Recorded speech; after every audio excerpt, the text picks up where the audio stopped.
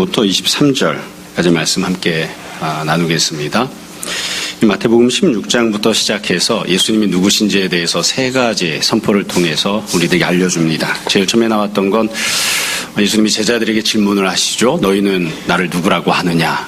그래서 제자들이 고백합니다. 주님은 그리스도시고 살아계신 하나님의 아들이십니다. 이 첫 번째 고백은 여지껏 제자들이 받았던 은혜, 또 제자들이 목격하고 누려왔던 예수님에 대해서 신앙 고백을 한 겁니다. 우리가 여지껏 주님이 행하셨던 일들, 병자를 고치신 것들, 말씀을 선포하신 것들, 이런 것들을 우리가 쭉 누리고 또 보고 목격하면서 제자들이 주님은 하나님의 아들이십니다. 이렇게 고백을 한 거죠. 그 뒤에 두 번째 내용은 예수님께서 앞으로 어떤 일을 행하실지를 미리 말씀하시고 이를 통해서 주님이 누구신지를 선포하시는 내용입니다. 그래서 주님께서 제자들의 신앙 고백이 있고 난 이후에 앞으로 내가 십자가 고난을 당할 것이고 영광 가운데 부활할 것이다. 그래서 고난과 부활에 대해서 말씀하시기 시작합니다. 우리가 잘 아는 대로 제자들이 이것을 받아들이지 못했죠.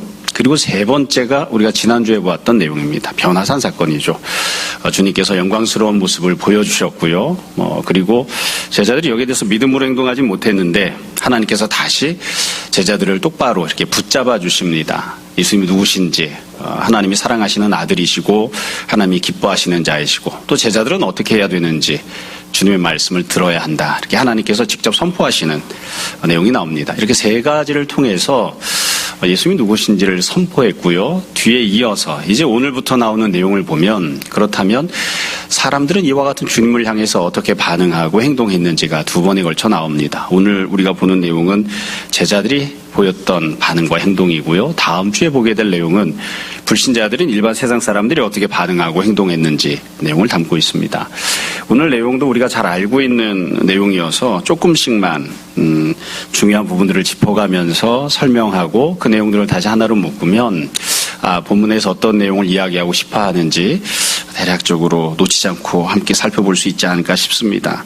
본문 내용은 첫 번째는 처음에는 상황과 사건에 대한 설명이 나오고요. 뒤에 두 번째로는 주님이 어떻게 하셨는지, 그리고 마지막 세 번째로 이 모든 상황과 관련해서 주님께서 말씀하시고 부연 설명하시는 내용이 나옵니다. 자, 먼저 처음 부분부터 살펴보겠습니다. 14절부터 보면 상황에 대한 설명이 나와요. 사건이 나옵니다. 14절에 그들이 무리에게 이르매, 앞에 나왔던 사건이 변화산 사건이었죠. 예수님께서 3명의 제자만 따로 데리고 변화산에 가셨습니다. 그리고 이제 내려오시죠. 3명의 제자들을 데리고 내려오셨으니까 이 땅에는 아마 12명 중에 3명 빠졌었으니까 9명의 제자가 남아있었겠죠. 그리고 본문에 나오는 간질병 들린 아들을 둔 아버지도 이제 여기에 제자들을 찾아왔고 또 이 장면을 목격했던 여러 다른 많은 무리들도 주님 주변에 있는 거예요. 내려와 보았습니다. 그랬더니 주님이 내려오시자 14절 두 번째 줄입니다. 한 사람이 예수께 와서 꿇어 엎드려 이르되, 뒤에 보면 간질병 걸린 아들을 둔, 귀신 들린 아들을 둔 아버지가 이렇게 행동을 합니다. 이 행동을 보면 언제나 그렇지만 자녀의 문제이기 때문에 그렇기도 하고 참 이 행동을 보면 우리가 마음 아프고 안타깝죠. 자기 아들이 이렇게 힘들고 어려운 상황에 있으니까 주님 앞에 사정을 하는 거예요. 그래서 보면 꿇어 엎드려서 간구했다 이렇게 되어 있습니다. 늘 이야기하지만 누군가에게 우리가 땅바닥에 엎드리거나 무릎을 꿇고 이야기하는 때가 거의 없죠. 저도 그래 본 적이 거의 없습니다. 여러분들도 아마 거의 없을 거예요. 그러니까 이 아버지가 정말 간절한 마음을 행동으로 표현하는 것을 우리가 볼 수 있습니다. 자, 그러면 이 아버지가 뭐라고 이야기했는가?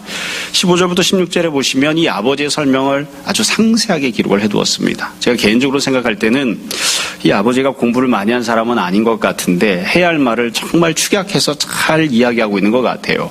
그러니까 아마 예수님이 없는 동안 제자들과 이런저런 얘기를 하면서 주님 혹시 오시면 이렇게 말하려고 정리해서 기다린 게 아닌가 싶습니다. 15절에 처음에 보면 간구하죠. 이렇게 간구합니다.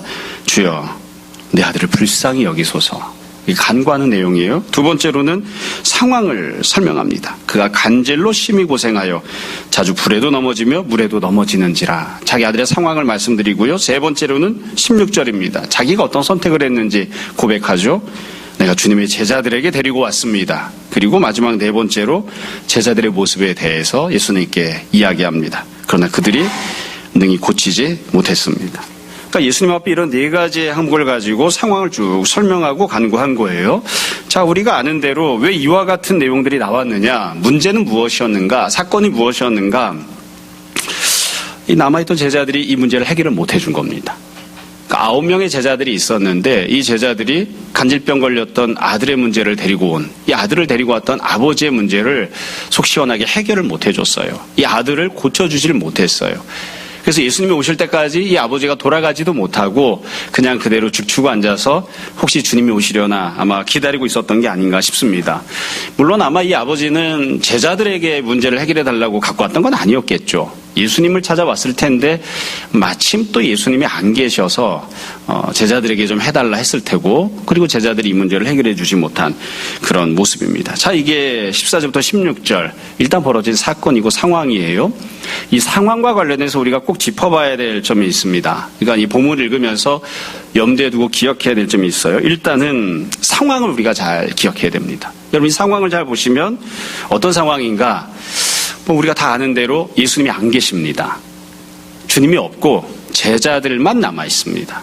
그러니까 이걸 이렇게 표현할 수도 있고 저렇게 표현할 수도 있는데, 예수님께서 제자들만 남겨두고 변화산에 가신 상황이다, 이렇게 볼 수도 있고, 결과적으로 제자들끼리만 홀로 남겨져 있는 상황이다, 이렇게 볼 수도 있습니다. 여하튼 지금은 예수님이 없는 상황에서 이런 일들이 벌어진 거예요. 그리고 나서 보면 제자 입장에서 생각해 보면 좀 뭐라고 말할까요? 우라통이 터지기도 하고 속상하기도 하고, 여하튼 뭔가 그런 마음이 듭니다. 왜냐하면 좀 대조적인 양상이에요. 우리가 지난주에 보았던 것처럼 예수님이 3명의 제자를 따로 데리고 가시잖아요. 그 3사람은 특별한 은혜를 받습니다. 예수님께서 변화하시는 모습, 주님이 누구신지를 조금 더 분명하게 알 수 있는 특별한 계시를 받는 은혜를 받아요. 3사람은 어찌 보면 선택받은 사람들이죠. 그래서 그 사람들은 데리고 갔는데, 반면 지금 상황은 어떠냐? 여기 남아있는 9명의 제자들은 어때요? 버림받은 것 같은 그런 느낌이에요. 왜 여기 있는 사람들은 안 데리고 갔을까? 이 사람들은 변화산에서 예수님이 변화하신 영광의 모습을 못 봅니다. 그러니까 예수님이 누구신지를 더 알 수 있는, 어찌 보면 더 훌륭한 믿음을 가질 수 있는 기회를 제공받지 못해요. 그러니까 앞에 나왔던 3사람은 따로 은혜를 특별하게 받은 사람들인 반면, 지금 나오는 9명은 그런 은혜를 받지 못한 거죠. 그래서 가끔 제가 생각해 봅니다. 내가 예수님 따라가고 있는데 저 녀석도 전 재산 포기하고 예수님 따라가고, 나도 전 재산과 전 인생을 포기하고 예수님 따라가는데, 예수님께서 저 3사람만 특별히 귀하게 여기셔서 3사람에게는 큰 은혜를 베푸시고 9명에게는 그렇지 않고 따로 홀로 있게 하신다고요. 예수님 없이 지내게 하시는데, 내가 만약 이 9명에 속하면 어떨까, 이런 생각을 가끔 해봅니다. 그걸 조금 더 솔직하게 이야기하면 저는 그 9명에 속하는 것 같다, 그런 생각이 들 때가 많아요. 여러분들은 어떠십니까? 그러니까 여기 나오는 9명은 따로 남겨져 있는 거예요. 다시 말씀드립니다. 이 사람들은 예수님이 놓고 가서 예수님 없이 지내고 있는 겁니다. 주님이 없는 상황을 보내고 있는 거예요. 여러분, 지금 말씀드린 이 상황 때문에 이 본문의 내용이 우리에게 조금 더 상관성을 갖고 있고 조금 더 공감하기 쉬운 측면을 갖고 있습니다. 왜냐하면 부정하는 분도 있을 수 있지만 지금 이 시대를 살아가고 있는 우리 모두는 다 눈에 보이는 예수님을 보고 신앙생활하지 않습니다. 그러니까 예수님께서 성찬식 설교하실 때 말씀하신 것처럼 주님은 고난당하시고 부활하시고 승천하셔서 하나님 보좌 우편에 가셨어요. 예수님 지금 천국에 계세요. 그 우리들은 아직 천국에 못 갔잖아요. 우리들만 여기 남아 있어요. 그 어찌 보면 앞에 나오는 3명은 천국에 따로 데리고 간 제자들과 비슷하고, 우리들은 여기 남아있는 홀로 지내고 있는 9명의 제자들과 비슷한 상황인 거죠. 눈에 예수님 안 보이잖아요. 물론 우리가 다 믿음으로 고백합니다. 성령님이 우리와 함께 하시고 예수님이 우리와 함께 하신다 고백해요.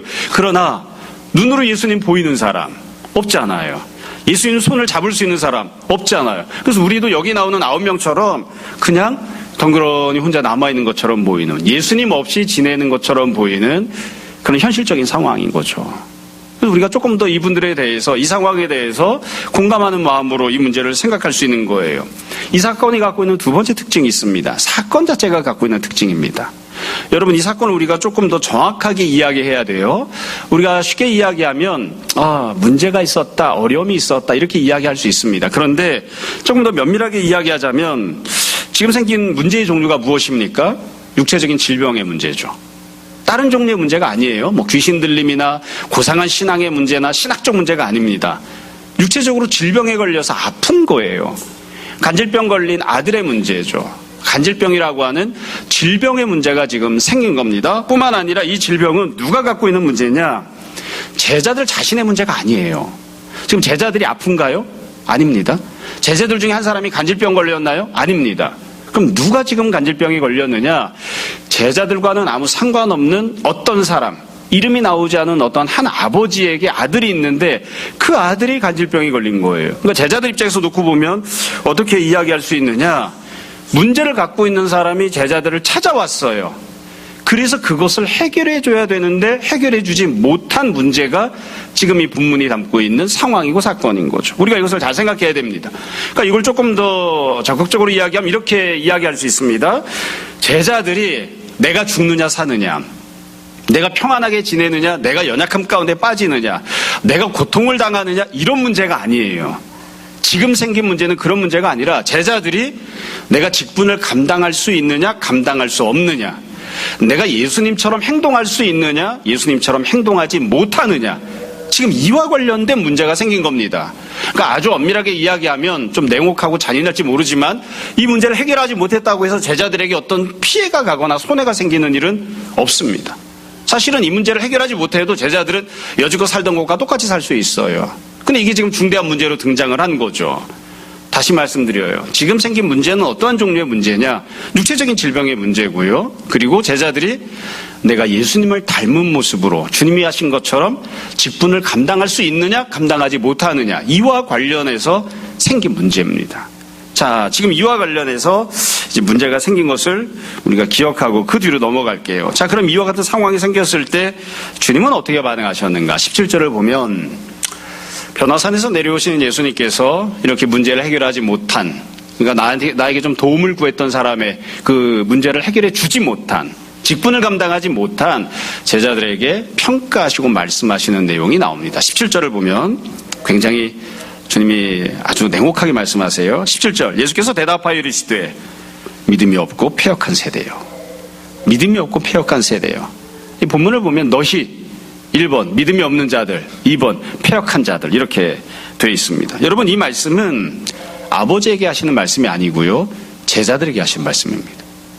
그러니까 예수님께서 아들이 간질병 걸렸는데 왜 너는 믿음이 없어서 네 아들의 문제를 해결하지 못하고 있느냐, 이렇게 말씀하고 있는 게 아니에요.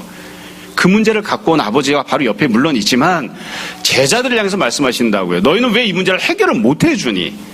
그 사람이 은혜받기 원하고 구원받기 원하는데 왜 그 사람의 문제를 네가 도와주고 해결해 주지를 못하니? 너희는 믿음이 없다. 제자들 너희는 패역한 세대다. 이렇게 말씀하세요. 여러분들이 다 이 평가를 들으시면 다 똑같은 생각하실 거예요. 이 안에는 예수님의 평가도 들어있고 이 문제를 해결하지 못한 것에 대한 이유 설명도 들어있거든요. 평가는 이겁니다. 패역한 세대. 예수님 패역했다고 제자들을 평가하셨어요. 앞부분에 나왔던 내용들을 생각해 보시면 그리스도 고백이 나왔을 때 바요나 시모나 네가 복이 있도다, 이렇게도 말씀하셨고요. 베드로가 예수님 십자가 지러 가시면 안 된다고 가로막으니까 사탄아, 그렇게 부르기도 하셨죠. 근데 지금은 제자들을 향해서 너희는 패역한 세대다. 패역했다고 하는 게 도대체 무슨 뜻인가? 사실 이렇게 머리에 탁 잡히질 않아가지고 찾아봤습니다. 찾아봤더니 뭔가 이렇게 좀 뒤틀려져 있다, 제대로 일을 감당 못한다, 이런 뜻이더라고요. 근데 그걸 굉장히 강력하게 말씀하신 거예요. 굉장히 심하게 꾸짖으신 거예요. 여러분, 우리가 예수님을 있는 그대로 생각해 보자고요. 예수님께서 왜 이렇게 심각하게 꾸짖으셨을까요? 여기서 우리가 아주 중요한 사실 한 가지를 힌트를 얻을 수 있습니다. 만약 제자들이 이 일을 감당할 능력이 완전히 없었다면 예수님 이렇게 꾸짖으시면 안 되죠. 이렇게 꾸짖으시면 안 됩니다. 만약에 제자들이 이 일을 감당할 능력이 눈꼽만큼도 없어서 그들의 믿음으로는, 그들의 상황으로는 이 문제를 도무지 해결할 수가 없어요.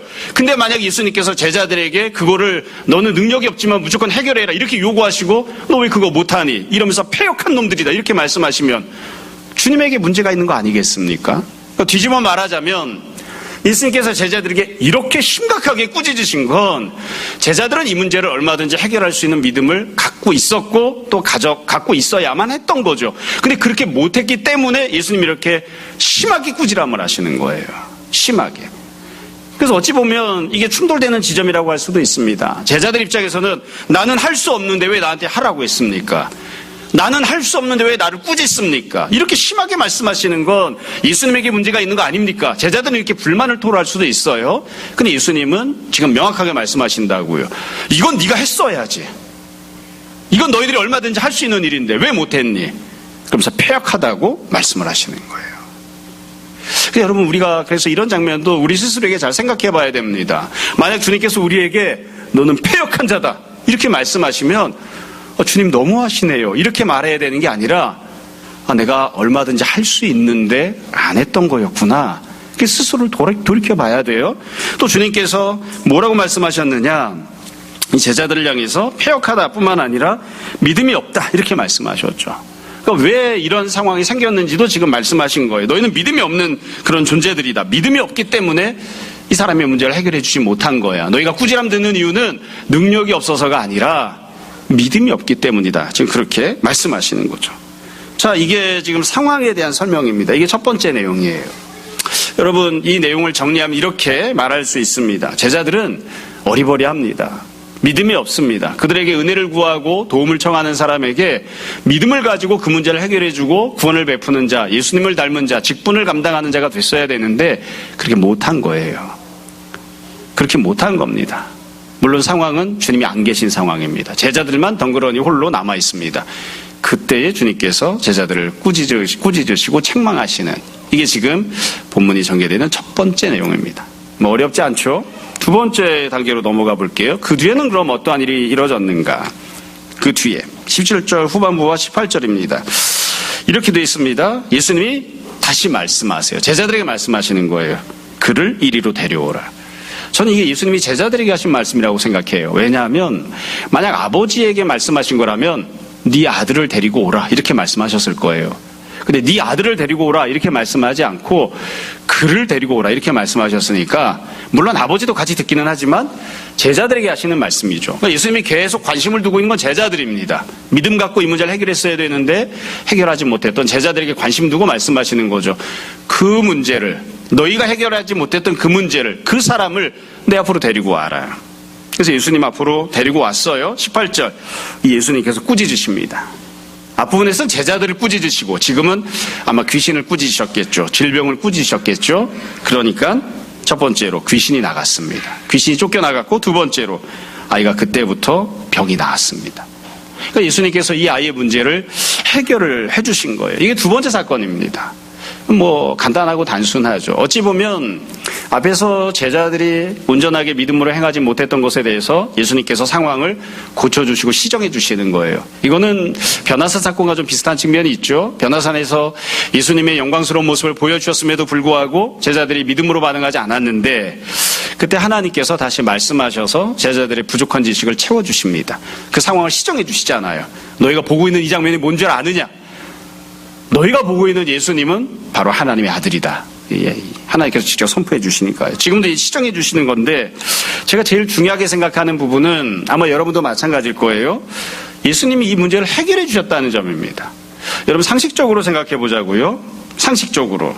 일반적으로 생각하자면 사실은 이게 맞는 것 같아요. 일반적인 논리적 흐름으로 놓고 보자면 바로 앞부분에 예수님이 어떻게 말씀하셨나요? 제자들에게 이 패역한 자식들아, 이렇게 아주 심하게 꾸짖으셨잖아요. 그러면 그 다음에 뭐라고 말해야 맞을까요? 꼴도 보기 싫다, 나가라. 이렇게 하셔야 되겠죠. 여지껏 내가 너희들에게 얼마나 큰 은혜를 베풀어 왔는데 지금 이것도 못해. 꼴도 보기 싫다, 나가. 내가 다른 사람들 제자로 삼고 말지 너희랑은 같이 안 다니고 싶다, 나가. 이렇게 말씀하는 게 사실은 논리적으로 보면 맞겠죠. 근데 예수는 그렇게 안 하세요. 이게 참 묘해요. 앞에서는 패역한 자식들아 이렇게 해놓고서는 그 다음에 돌아서자 말자 완전히 딴 사람 같거든요. 가지고 와, 데리고 와 하고서는 제자들이 해결하지 못했던 문제를 해결해 주십니다.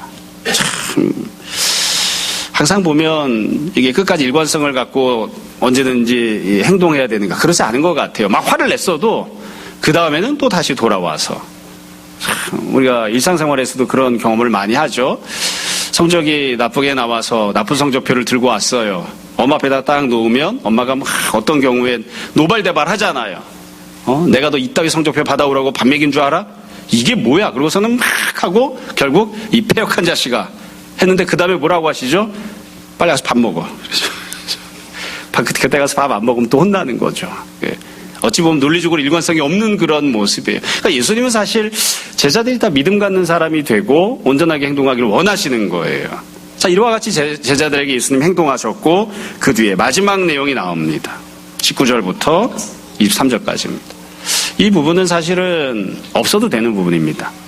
앞으로 이미 예수님이 다 말씀을 하셨는데 제자들이 예수님이 한 번 말씀하신 것으로는 잘 이해를 못하니까 다시 부연해서 상세하게 설명하신 거예요. 지금 벌어진 사건에 대해서 예수님이 설명하시는 내용입니다. 19절부터 볼게요. 예수님이 이렇게 설명하세요. 이때 제자들이 조용히 예수께 나와 이르되 우리는 어찌하여 쫓아내지 못하였나이까? 질문을 합니다. 저는 이게 굉장히 전향적인 모습이라고 생각해요. 여지껏은 제자들이 믿음 없이 행동한 다음에 꾸지람 들은 다음에 별다른 질문이 없었어요. 똑바로 된 질문을 하지 않았어요. 그랬는데 지금은 질문을 한다고요. 그래서 우리는 왜 못했습니까? 이렇게 질문을 했어요. 그래서 질문을 했다는 것 자체는 굉장히 훌륭한 모습인데 질문했던 내용은 좀 아쉬움이 남습니다. 왜냐하면 앞부분에 이미 다 말씀하셨잖아요. 믿음이 없기 때문이다. 너희는 패역한 세대다. 믿음이 없기 때문에 이 일을 하지 못했다고 말씀을 하셨으니까 사실 논리적으로만 생각하면 제자들에게 좀 무리한 기대일 수도 있지만 제자들이 이렇게 질문했어야 됩니다. 어떻게 해야 우리가 믿음을 가질 수 있습니까? 어떤 믿음을 우리가 가져야 됩니까? 그리고 우리가 어떻게 하면 우리가 갖고 있는 믿음이 더 성장하는 믿음이 될 수 있습니까? 사실 그렇게 질문했으면 더 좋았을 것 같아요. 근데 그렇게 하지는 않았죠. 여하튼 왜 이걸 못했습니까? 질문을 하니까 20절 예수님이 이렇게 말씀하십니다. 이르시되 너희 믿음이 작은 까닭이니라. 믿음이 작아서 이 일을 하지 못했다. 그러니까 믿음이 작기 때문에 예수님을 닮은 모습으로 행동하지 못했다. 믿음이 작아서 직분을 감당하지 못했다. 이렇게 설명해 주셨어요. 다시 말씀드립니다. 능력이 모자라서가 아닙니다. IQ가 낮아서가 아닙니다. 돈이 모자라서가 아니에요. 믿음이 작기 때문입니다. 믿음이 작기 때문에. 주님과의 관계, 주님을 향한 반응, 주님을 향한 행동에 있어서 주님이 요구하시는 믿음이 없었기 때문에 이 지경이 된 거예요. 그리고 나서 주님이 다시 두 번째로 반복해서 말씀하십니다. 잘 보세요. 진실로 너희에게 이르노니 만일 너희에게 믿음이 겨자씨 한 알만큼만 있어도 믿음이 겨자씨 한 알만큼만 있어도 그럼 우리가 이 얘기 맨날 하는데 이거 믿음이 있다는 소리입니까? 없다는 소리입니까? 없다 소리입니다. 진짜로 믿음이 겨자씨만큼만 있으면 된다 이런 뜻이 아니라 지금은 너희가 믿음이 눈꽃만큼도 없다 이런 뜻이에요. 너희가 지금은 믿음이 전혀 없지만 거의 없는 거나 마찬가지지만 믿음이 정말 조금만큼이라도 있으면 어떻게 되느냐 이렇게 말씀하시죠. 이 산을 명하여 여기서 저기로 옮겨지라 하면 옮겨질 것이요 또 너희가 못할 것이 없으리라. 여러분 이 말씀도 우리가 오해하면 안 되고요. 잘 생각해야 됩니다. 여러분 믿음이 있으면 이 산을 저 산으로 이 산을 여기서 저기로 옮겨지라면 옮겨진다고 말씀하셨잖아요. 이 부분을 우리가 종종 어떻게 생각하냐면 오해하는 경우들이 있어요. 내가 원하는 게 무엇이건 그 모든 것들을 다 할 수 있다 이런 뜻으로 생각하는 사람들이 있어요. 안 그래요? 지금 그 말씀이 아닙니다. 지금 어떤 사건이 전개되고 있는지를 생각해 보자고요. 지금 제자들이 해결하지 못한 문제가 뭐죠? 나 자신의 고통이 아닙니다. 내가 갖고 있는 육체적 질병이 아니에요. 내가 갖고 있는 경제적 문제가 아닙니다. 다른 사람이 갖고 있는 고통과 다른 사람이 갖고 있는 문제예요.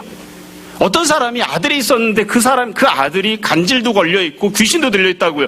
그걸 해결해달라고 왔는데 제자들이 그 문제를 해결해주지 못한 거예요. 그 산을 옮겨주지 못한 거예요. 그러니까 지금 예수님께서 네가 믿음이 겨자씨 한 알만큼만 있으면 이 산을 여기서 저기로 옮길 수 있다 이렇게 말씀하신 건 너에게 도움이 필요해서 찾아오는 사람, 예수님에게 도움이 필요해서 찾아오는 사람, 주님의 구원과 은혜가 필요해서 찾아오는 사람, 그 사람이 갖고 있는 문제가 아무리 크고 중대하다 할지라도 그 사람을 짓누르고 있는 문제가 큰 산과 같은 것이어서 도무지 옮겨줄 수 없는 것처럼 보인다 할지라도 산과 같이 크게 짓누르고 있는 문제를 갖고 있는 사람이 찾아왔을 때에 그리고 그 문제를 해결해달라고 너에게 도움을 요청했을 때에 네가 겨자씨만큼의 믿음만 갖고 있으면 그 사람이 그 문제를 해결해주고 네가 내가 행한 것과 똑같이 행동하는 사람이 될 수 있다라고 말씀해 주시는 거예요.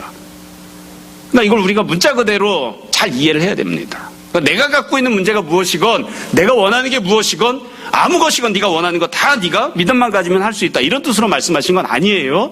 물론 우리가 조금 더 확대해서 적용하자면 내가 원하는 것에 대해서도 믿음을 갖고 있으면 주님께서 그것을 할 수 있게 해주신다 이런 뜻으로 이해할 수도 있겠죠. 여하튼 지금 이 본문이 갖고 있는 문맥은 뭐냐면 직분을 감당하는 데 있어서 예수님을 찾아와서 도와달라고 하는 사람에 대해서 문제를 갖고 있는데 자기 힘으로 해결을 못해서 예수님은 해결해 주실 수 있지 않을까. 그래서 그거를 제자들에게 갖고 나온 그 사람의 문제에 대해서 네가 믿음을 갖고 있으면 그 사람의 문제를, 그 사람이 설령 갖고 있는 문제가 산과 같은 것이라 하더라도 네가 해결해 줄 수 있다. 이렇게 말씀하시는 겁니다. 일단 그렇게 잘 이해를 해야 됩니다.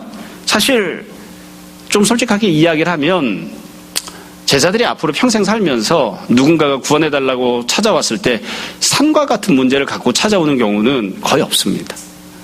예수님도 산을 옮기신 적이 없습니다. 그냥 그런 정도로 주님께서 단호하게 이제 말씀을 하신 거죠.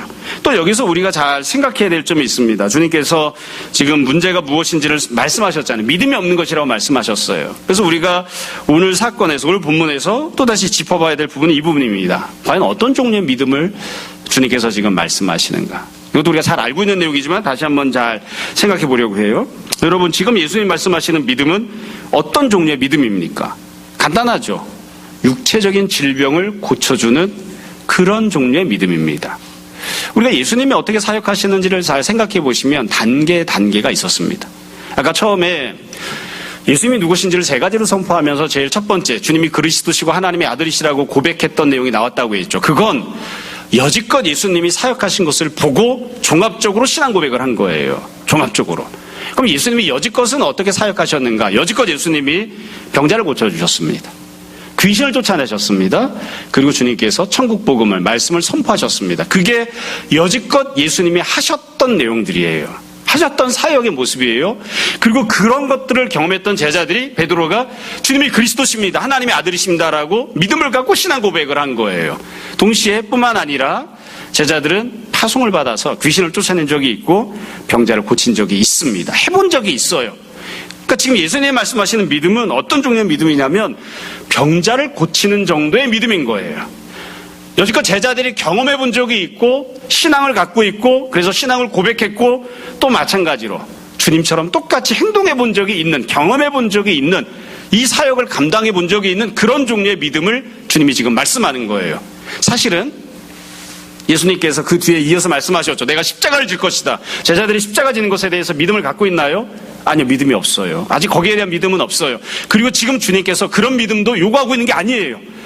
십자가를 향한 믿음을 너희가 갖고 있으면, 부활에 대한 믿음을 너희가 갖고 있으면, 하나님 나라에 대한 믿음을 갖고 있으면 너희가 이를 감당한다. 그렇게 말씀하고 있는 게 아니에요. 여기서 말하고 있는 믿음은 이미 너희가 경험했고 받아 누린 적이 있고 이미 너희가 소유하고 있는 믿음을 말씀하는 거예요. 너희가 이미 소유하고 있고 너희가 고백하고 있는, 주님께서 내 경제적인 문제를 해결하십니다. 주님께서 내 질병을 해결해 주십니다. 주님께서 주님을 찾아온 자들의 질병의 문제를 해결해 주셨습니다. 이미 갖고 있는 믿음이에요. 그 믿음을 너희가 여전히 갖고 있으면 그러면 너희가 그 문제를 해결할 수 있었다. 지금 그렇게 말씀하시는 거죠. 다시 말씀드려요. 믿음은 수준 차이가 있습니다. 모든 성도들이 다 똑같은 믿음을 갖고 있는 게 아니에요. 주님께서 사역하셨던 것을 생각해 보자고요. 다시 말씀드립니다. 예수님이 사역하실 때 단계별로 사역을 하시고 주님이 누구시고 어떤 일을 하실지를 단계별로 말씀해 주셨어요. 그래서 처음에 사역 시작하실 때 병자를 고쳐주셨습니다. 그래서 주님을 향한 첫 번째 믿음은 병자를 고쳐주시는 예수님을 향한 믿음입니다. 내가 육체적인 질병을 갖고 있어도, 경제적인 문제를 갖고 있어도, 자녀를 향한 문제를 갖고 있어도 주님께 갖고 나오면 주님이 해결해 주신다는 그런 믿음이에요. 이건 아무도 충돌되지 않아요. 예수님이 항상 이렇게 말씀하셨고 불신자도 성도도 다 이 믿음을 갖고 나와요. 모두가 다 동의하고 있는 믿음이에요. 이게 첫 번째 단계의 믿음입니다. 동시에 가장 낮은 수준의 믿음이에요. 근데 예수님이 그것으로 끝나지 않으시죠. 우리가 아는 대로 주님께서 내가 십자가를 질 것이다 말씀하시고 부활할 거라고 말씀하십니다. 그러니까 어떻게 하나요? 제자들조차도 그걸 받아들이지 않습니다. 그래서 십자가를 믿는 믿음은 조금 더 고상한 수준의 믿음이에요. 부활하신 예수를 믿는 것은 훨씬 더 어려운 수준의 믿음이에요. 이해가 되시죠? 그래서 교회를 나오는 사람들 중에 우리가 지금 보고 있는 사도들도 마찬가지입니다. 사도들 중에 예수님이 병자를 고친다는 믿음은 갖고 있지만 십자가를 향한 믿음이 없는 사람들 있습니다. 왜냐하면 십자가를 믿는 건 더 어려운 일이거든요. 예수님 믿으면 인생이 잘 풀리고 돈을 많이 벌게 되고 건강하게 된다. 이건 믿지만 예수님 믿으면 죄사함 받고 천국에 간다. 이건 안 믿는 사람들이 많이 있어요. 그럴 수 있는 겁니다. 그건 더 높은 수준의 믿음이니까. 그 이후에는 또 다른 종류의 믿음이 있죠. 주님께서 제자들을 나중에 부활 승천하시면서 파송하시죠. 파송받아서 내가 나아가서 하나님 나라를 증거하고 세우는 자가 되어야 된다. 그건 더 높은 수준의 믿음이에요. 그러니까 믿음은 단계가 있어요. 가장 낮은 수준의 믿음, 질병을 고침받는 그런 믿음, 조금 더 높은 수준의 믿음, 십자가 고난을 향한 믿음, 더 높은 수준의 믿음, 부활을 향한 믿음, 더 높은 수준의 믿음, 파송받고 보냄받아 주님과 온전히 똑같이 행동하고 살아가는 온전하게 직분을 감당하는 믿음이 있다고요. 그래서 예수를 믿는다는 건 어떤 거냐면 1번 예수님이 질병 고치신다는 걸 믿는 믿음이에요. 동시에 나도 그 주님처럼 누군가의 질병을 고쳐주고 해결해주는 그런 직분을 감당하는 게 첫 번째의 직분입니다. 2번 예수님이 내 죄를 용서하시고 십자가에 달려 돌아가셨다는 걸 믿는 믿음이에요. 동시에 나도 주님을 닮은 모습으로 자기를 부인하고 자기 십자가를 감당하는 모습으로 주님을 닮는 제자가 되겠다. 조금 더 높은 수준의 직분인 거예요. 정리하겠습니다. 어려운 내용을 말씀드린 게 아니고요. 지금 예수님이 말씀하신 내용을 제가 그냥 쭉 정리해서 말씀드린 거예요. 주님은 지금 제자들이 믿음이 없다고 꾸지람하십니다. 믿음이 없었기 때문에 이 문제를 해결해 주지 못한 거예요. 직분을 감당 못한 겁니다. 그럼 그때 말씀하신 믿음은 어떤 종류의 믿음인가? 이미 갖고 있는 믿음입니다. 이미 경험한 적이 있는 믿음이에요. 높은 수준의 믿음이 아니에요. 제자들은 현재 완벽한 믿음을 갖고 있는 상태가 아니에요. 예수님께서 제자들에게 네가 완벽한 믿음을 가져야 된다고 요구하고 있는 게 아니에요. 여지껏 이미 경험했고 고백한 그 믿음이 왜 그 믿음조차 네가 없느냐. 그 믿음이 있었더라면 이 문제를 네가 해결할 수 있었을 텐데 라고 말씀하시는 거죠. 자, 오늘 내용을 정리하겠습니다. 제가 이렇게 저렇게 쭉 말씀을 드렸지만 결국 오늘 본문에서 이 사건에서 우리에게 주는 메시지는 매우 간단합니다. 뭐 순서대로 놓고 보면 첫 번째 제자들의 모습이 나오죠. 홀로 남아있을 때 직분 감당하지 못했던. 두 번째 예수님이 그럼에도 불구하고 은혜 베풀어 주시는 모습이 나오고요. 세 번째 믿음이 없어서 그렇게 못한 것이라는 주님의 설명이 나옵니다. 여러분 지금 본문이 담고 있는 제자들의 모습을 한번 생각해 보세요. 순서대로 이야기하면 이렇습니다. 제자들은 첫 번째 주님이 보이지 않는 것 같고 그들만 혼자 있는 것처럼 보입니다. 그들이 결정을 해야 돼요. 그들이 무언가 문제를 해결을 해야 됩니다. 두 번째, 그런데 그 제자들에게 내 힘으로는 해결할 수 없는 것처럼 보이는 어려운 문제가 닥쳐왔습니다. 어떻게 내가 귀신 들린 사람을 쫓아내? 어떻게 내가 저 질병을 해결해줘? 내 힘으로는 해결할 수 없는 것처럼 보이는 문제를 지금 만난 겁니다. 비록 내 문제는 아니지만 나에게 누군가 그 문제를 갖고 와서 해결해달라고 도움을 요청하고 있잖아요. 네가 직분을 감당하라고 부탁을 하고 있잖아요. 내가 해결할 수 없는 그런 종류의 문제를 만난 거예요. 그때 세 번째, 그들이 갖고 있었던 믿음을 그대로 유지만 했더라도 그들이 믿음으로 그 문제를 해결할 수 있었는데 그렇게 못했습니다. 여지껏 얼마든지 그 문제를 해결해왔던 그 믿음조차 제자들이 지금 갖고 있지 못한 겁니다. 이게 지금 본문이 담고 있는 사건이고 문제인 거죠.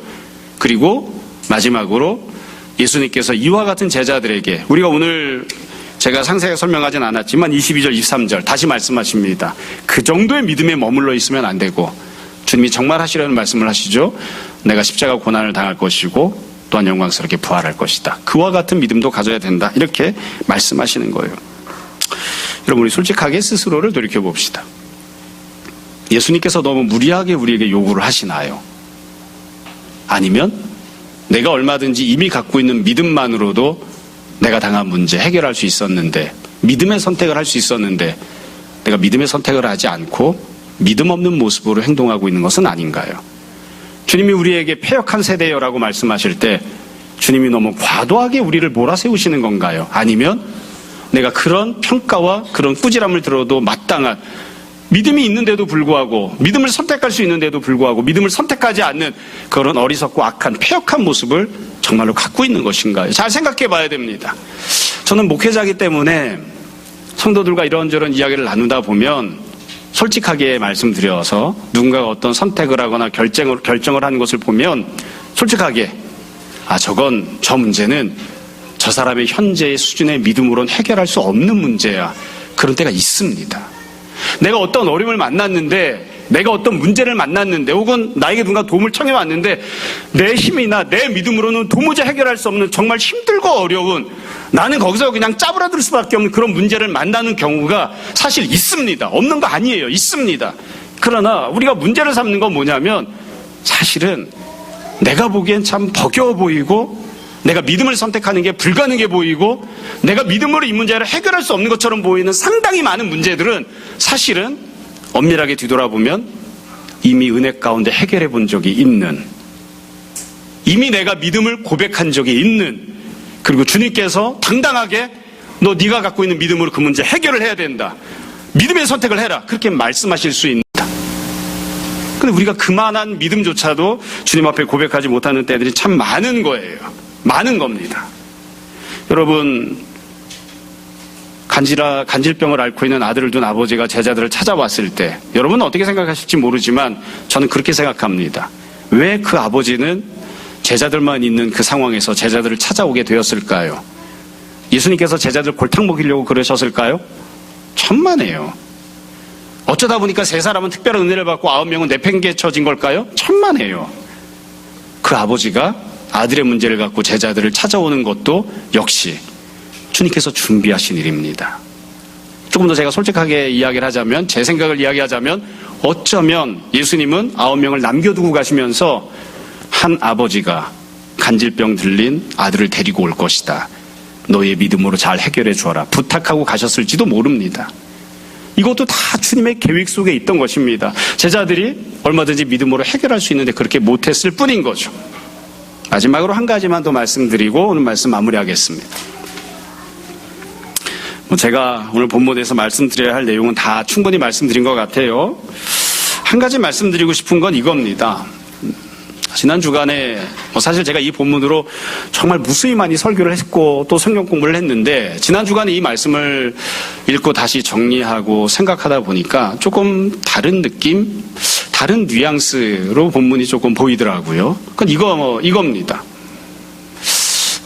제가 생각할 때 이 본문의 의미는 지금 말씀드린 설명드리고, 제가 좀 새롭게 좀 느낌을 가졌던 건 이거예요. 뭐냐면 역시 똑같은 의미일 수도 있는데, 여러분, 예수님이 없이 나 혼자 문제를 만났을 때, 주님은 나를 도와주지 않는 것처럼 보일 때, 주님은 딴 사람이랑 저기 가서 딴 은혜를 나누고 있고 나는 예수님 없이 혼자 어떤 문제를 만났을 때, 그리고 그 문제가 내 힘으로는 도저히 해결할 수 없는 것 같은 그런 느낌일 때 믿음을 가져야 됩니다. 우린 그렇게 살아야 됩니다. 왜 우리가 신앙생활을 할까요? 어떤 사람이 교회 나오는 걸까요? 저 어렸을 때는 그거 잘 이해를 못했어요.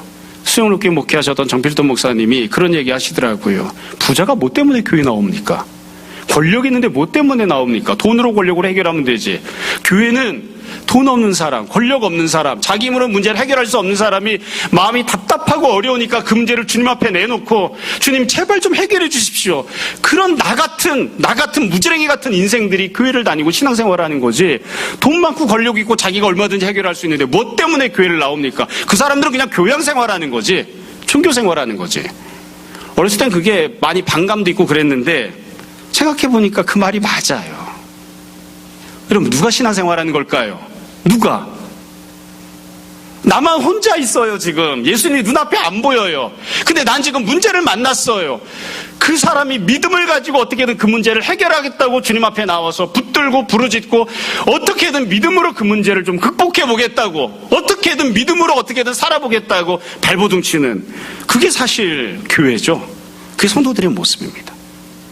그러니까 만약 우리가 나만 혼자 있다고 느껴진다면, 그리고 예수님께서는 그 얼마든지 네 믿음을 해결할 수 있다 이렇게 말씀하시지만 내 힘으로 정말 해결하기 어려서 내가 막 바들바들 떨고 있는 그런 문제를 만났다면, 그게 내 문제건 나에게 누가 도움을 요청한 문제이건 믿음으로 살아야 됩니다. 그 돈으로 해결 안 됩니다. 인간관계로 해결 안 됩니다. 믿음으로 살아야 됩니다. 믿음을 붙잡아야, 믿음을 가져야 그 문제를 해결할 수 있고 이길 수 있고 넘어설 수 있습니다. 근데 우리가 보면 아무것도 없는데 믿음도 없는 경우들이 참 많아요. 그렇게 하면 안 됩니다. 여러분, 우리 믿음으로 살아야 됩니다. 그래서 주님, 저기 믿음을 주십시오. 제가 주님 내려오실 때까지 기다리고 앉아 있겠습니다. 믿음을 주십시오. 이 문제 제 힘으로 못합니다. 주님께서는 네 힘으로 해결할 수 있다 말씀하시지만 난 도무지 안 되겠습니다. 저기 믿음을 주십시오. 우리가 그런 모습으로 살아야 하지 않나 싶습니다. 여러분, 오늘 본문 말씀을 이렇게 받으시건 저렇게 받으시건 우리가 다 주님 바라보고 믿음으로 사는 사람들이 되었으면 좋겠습니다. 내가 갖고 있는 문제이건 내가 감당해 주어야 할 그래서 나의 문제가 된 문제이건 믿음으로 그 모든 문제들을 맞이하고 또 믿음으로 그 모든 문제들을 이겨내는 주님의 은혜를 받아 누리는 우리 모두가 되었으면 합니다. 오늘 우리가 지금 당하고 있는 지금 당장의 현실 속에 과연 내가 믿음으로 반응하고 있는 것이 무엇이 있는지, 그리고 또 그렇지 못한 것이 무엇이 있는지 다시 한번 잘 살펴보고, 그리고 믿음으로 이기는, 믿음으로 문제 해결을 받는 우리 모두가 다 될 수 있기를 주님 이름으로 축원합니다. 잠시 기도하겠습니다. 오늘 말씀을 정돈해 보십시오. 이 시간 우리 함께 회개와 결단에 기도합시다. 기도하겠습니다.